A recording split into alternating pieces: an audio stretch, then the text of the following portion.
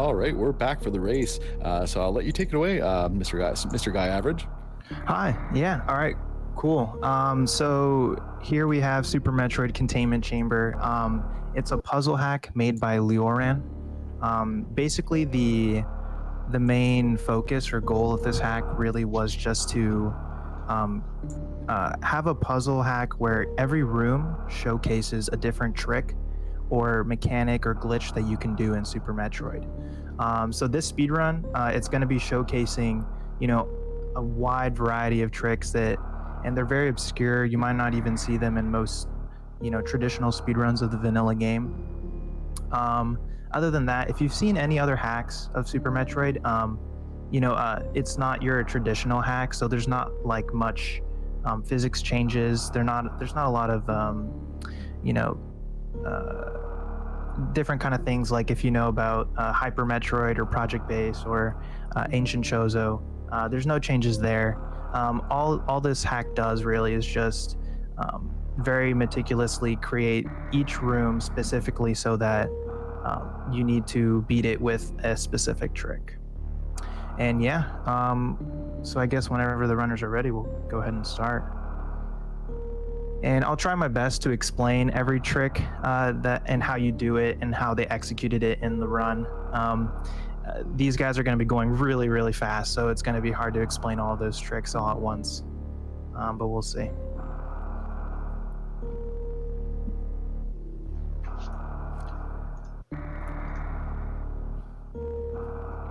All right, so I'll just take a quick moment to let everybody know that we have one milestone that is upcoming.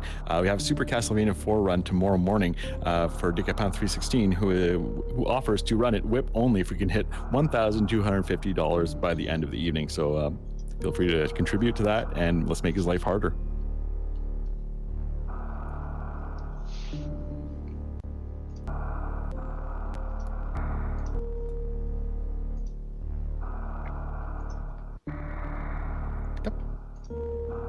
Are the races ready? I believe so.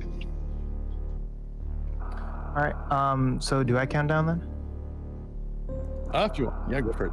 All right. So we'll go on 0 or 1 or go. We'll go on go. 5, 4, 3, 2, 1, go. Good luck.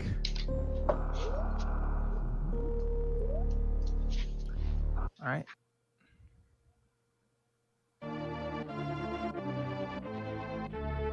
So here we go. We start out, in a save station. The very first room, it showcases a very traditional trick that like every SM runner knows, known as the down back. Basically, if you look down and then hold right, you have more vertical or horizontal momentum, and so you can kind of push Samus farther to the left or to the right than normal. And then, so in this number 2 room here, they do a trick called a K-Go. Basically, if you morph or turn around, you're in an uninterruptible animation. So you can run through enemies and maybe some objects with your invulnerability frames because they can't push you out while you're in those uninterruptible animations.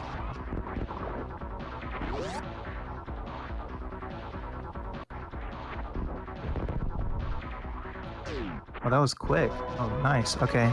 So CSM actually did a bounce ball into there. I think.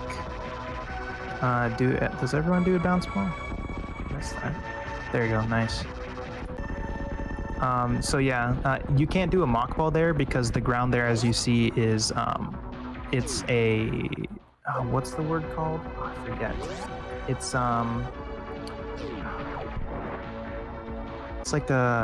It's like an accelerator, and it pushes you downward, so you can't go upwards, basically.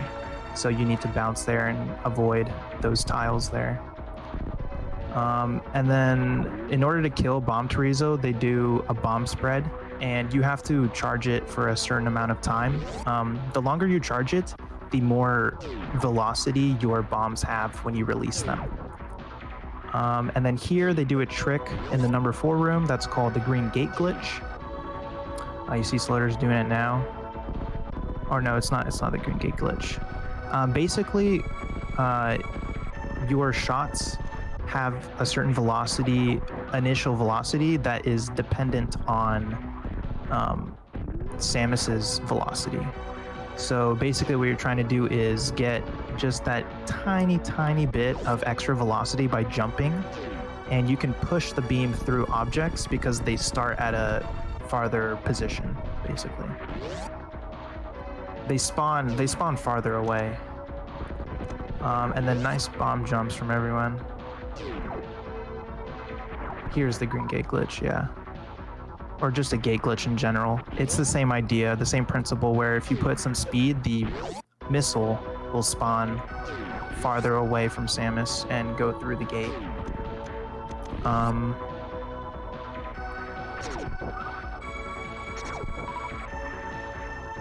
We just got a nice donation in from Dankbucks420. Gave the donation message in French. I will go ahead and translate it afterwards. So he mentions félicitations pour votre beau travail puis hype. So basically, congratulations for your great work and hype. So keep on keeping on. And we have the whip only incentive that is now only $150 short. To be more precise, probably more like 147 and change. Yep.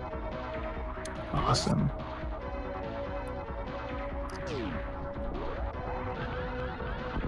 So yeah, here with the snail, they have to wait for him to climb up. And then the interesting thing with charge beam is if you're spinning while you have a fully charged beam, spikes do not damage you unless you touch unless you actually touch the wall that they're on. So you can run right through them. And then now with Speed Booster, we get to do like really cool tricks. In the 7 room, what was required was to unmorph. And if you unmorph with blue suit and you have angle held, you can conserve your blue suit while having no speed. And then here, so what Sloaters did to get through that wall is he jumped into a 1-tile gap, or 2-tile gap, and then he clips into the floor. And if you jump, you activate your Shine Spark, but it doesn't actually trigger yet. You're in your what's called a wind-up phase, and when you're in the wind-up phase, you get pushed through the blocks, and then you can spark through. So here in the C puzzle, ptoil's in right now. It's kind of complicated. It's pretty convoluted, but essentially what you're trying to do is get the grapple block to spawn on you, so then you get pushed upwards when you jump. It's a simple way to put it. Yeah, so far they're executing all these rooms really quickly. It's hard to explain all the little details of it. So each room ends up being its own separate puzzle that you need to get through as quickly as possible, right? Essentially, yeah.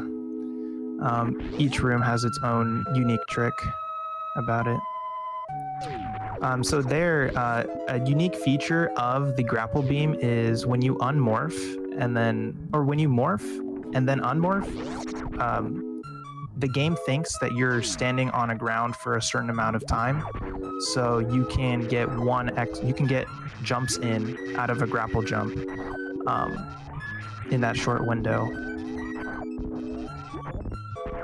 And then if you jump from air into water, you get like a really big initial acceleration with the very tiny deceleration that water gives you once you re-enter a room with water. And that's how you're able to do that gigantic jump.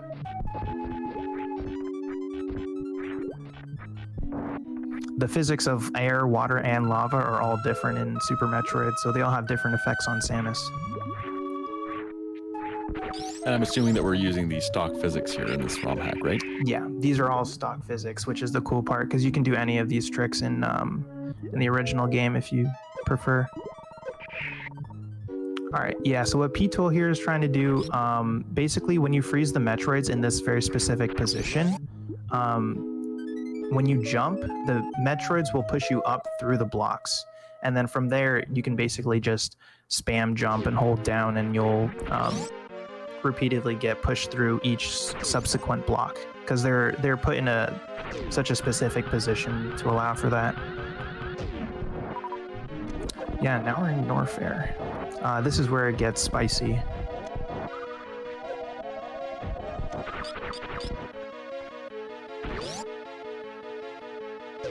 Ooh, very dangerous. I thought there was actually a hidden passageway, but apparently it's faster to go up through that top. Through the top. It is safer to take, there is a passageway under in that room, so you don't have to take all that damage. Very convenient. Okay, so this trick is really cool here.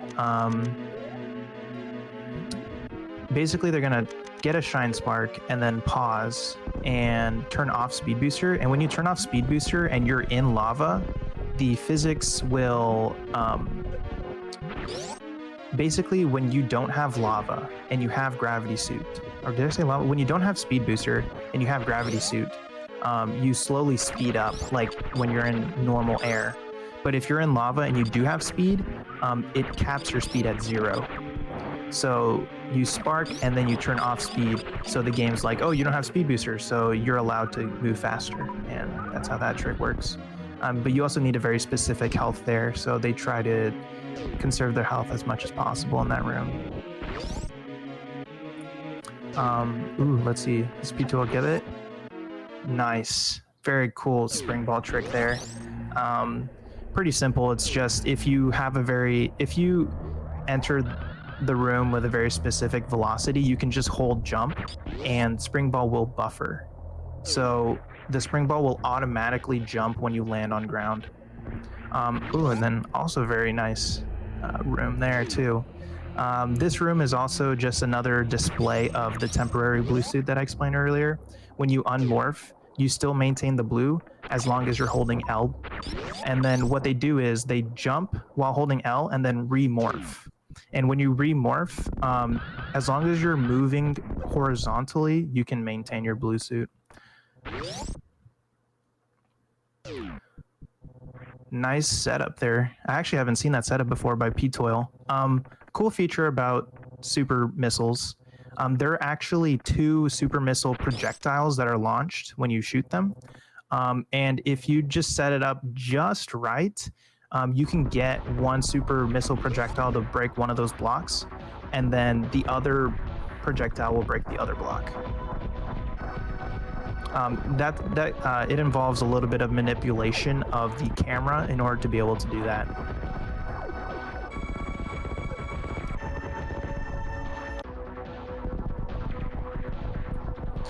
And now that we have in the Ridley fight, we have Hyper Beam. So Hyper Beam is OP and it just shreds Ridley. It's not even a fight. And now we're in Turian, or we've already been in Turian, but Escape. So, okay, nice. That's a cool grapple trick. Basically, grapple kind of ignores blocks. It just pretends as if they're not there, and you just get shot through any block that is in your way.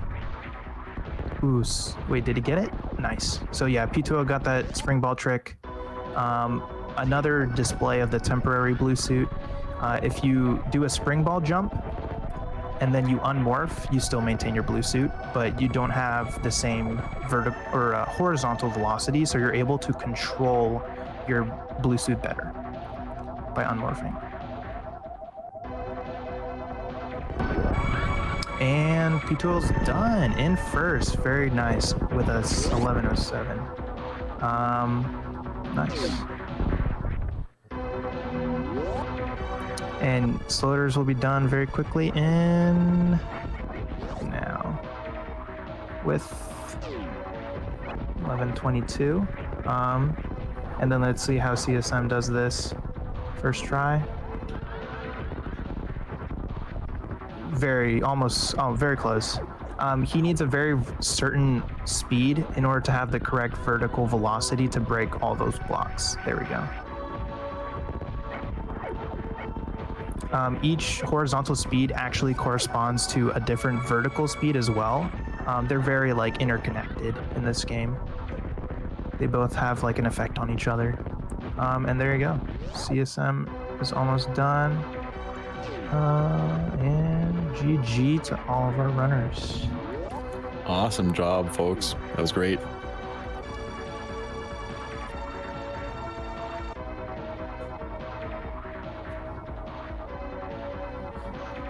Hey, GG guys, super quick. Yeah, it looked like all you guys like kind of didn't really have any problems with those tricks. How do you feel? Room 3 is the worst. Which one was that? You got like the one before BT. You have the bounce in there. Yeah. I was surprised I hit that first try. I never do that. Oh yeah, I was super surprised. I was like, I don't actually remember which room this is, and then like I look away for a few seconds, and then ptoil's already in BT. So I'm like, oh wait, what did he just do? I forgot what you were supposed to do in that room. It was really quick. Yeah, that was clean. Well, Indeed, that was I short and did- sweet. You mind if I chime in for a second? Basically, all I want to say is all three runners like basically gave an amazing performance. But I want a huge shout out to the commentator here, because that was down to a science and was amazing to watch and listen to. Yeah, I hope that wasn't like too confusing. It's a really huge info dump in the first 11 minutes, so you know, it's just a lot to go over. Indeed, I think I learned more about Super Metroid speedrunning in about 13 minutes than I have in the past couple of years. Yeah, so you guys actually had a lot of cool strats I haven't seen. I haven't watched this run in like a year or something like that. Who found that Spark setup? I forget. I believe Desirect. Oh, so that's always been a thing? I never saw that in like any of the runs until now. Cool.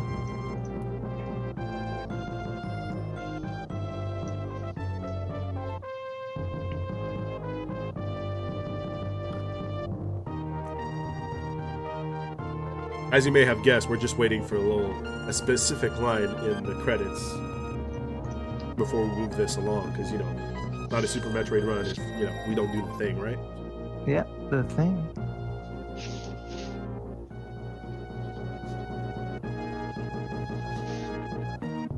Or my mic, because this might get loud. And just roll my chair. Give ourselves a chance there. It's coming. I'll time you so it's time. I'll give you a countdown. Because there might be a little delay with the RTMP watching it on.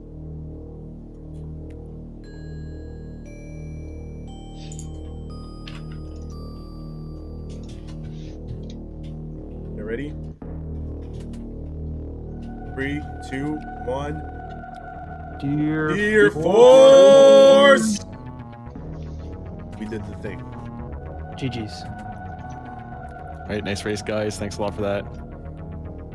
So what do we have next, Zig? Coming up, we have Asder, who is running a ROM hack called Super Metroid Redesign. Basically, Super Metroid Redesign is a total overhaul mod for Super Metroid. It's basically an expanded version of Super Metroid with additional challenge. From what I've read, it contains gravity changes, so I think Samus is actually heavier, and the enemies are way stronger, on top of having an overhauled map with additional rooms. It's basically known as the grandfather of modern ROM hacks, or ROM hacks, Super Metroid ROM hacks in general.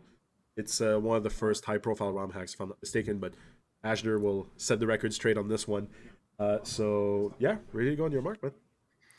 All right, so we're going to be transitioning over real quick, so we'll catch you guys in a couple of minutes.